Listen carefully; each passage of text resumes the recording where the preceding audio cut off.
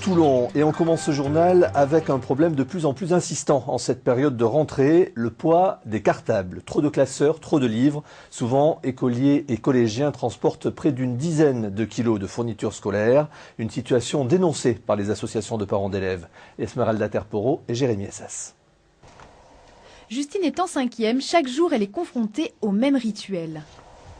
Et pour les maths, 2 cahiers et un livre. Aujourd'hui, elle a 5 matières. Sur la balance, son cartable approche les 8 kilos et ce n'est pas sa journée la plus chargée. Son sac à dos, elle ne le quitte jamais. On le porte souvent parce que aussi on change beaucoup de fois de classe.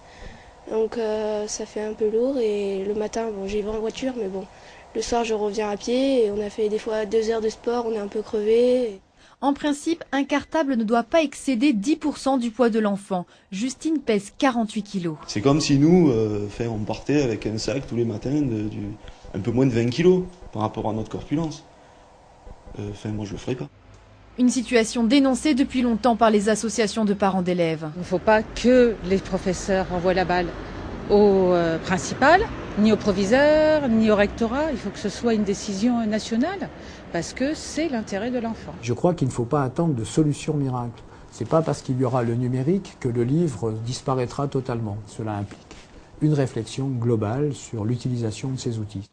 Bref, aucune solution pour l'instant. En attendant, les sacs pèsent sur les épaules des élèves en pleine croissance.